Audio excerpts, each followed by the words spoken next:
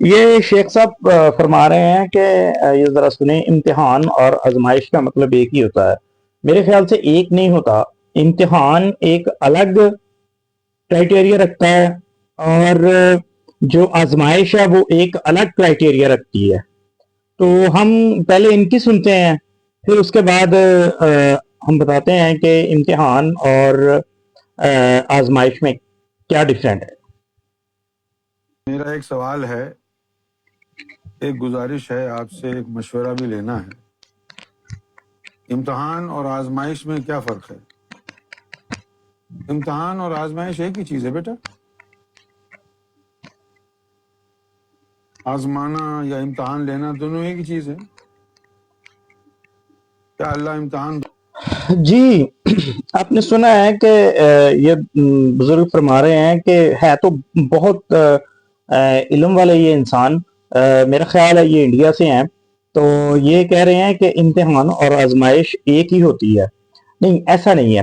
میں اس کا آپ کو اب مطلب بتاؤں گا۔ امتحان اس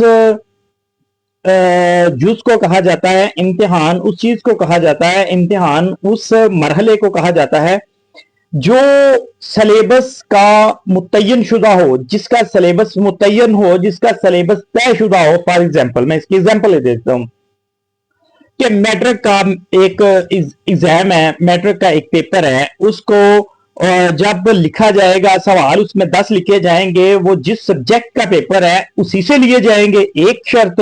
دوسری بات یہ کہ جو اس کا جو سبجیکٹ ہوگا اس سبجیکٹ میں سے ہی وہ مطلب اٹھائے جائیں گے۔ ایک تو وہ سبجیکٹ وہی لیا جائے گا، فار ایگزامپل میتھ کا ہے تو اس میں فزکس کا سوال نہیں آئے گا، اور دوسری بات یہ میتھ سے ہی لیا جائے گا، اور میٹرک کے ہی میتھ سے لیا جائے گا وہ سوال۔ اور اب یہ ایک امتحان کا جو تھا نا کرائٹیریا بتا دیا میں نے۔ اب آزمائش ہوتی ہے انلمیٹڈ۔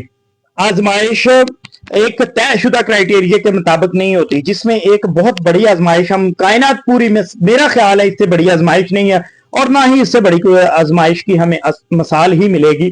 وہ ہے شہدائے کربلا کی۔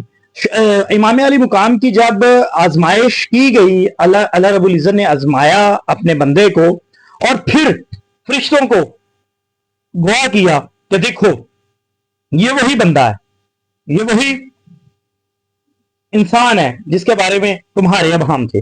تو یہ آزمائش تھی، جو پہلے میں نے بتایا وہ امتحان تھا۔ تو میرا خیال ہے کہ اس کا مطلب یہ ہے۔ اگر آپ کے پاس کوئی مطلب ہے تو مجھے ضرور بتائیے گا کہ اس کا اس سے بہتر کوئی مطلب ہے۔ اللہ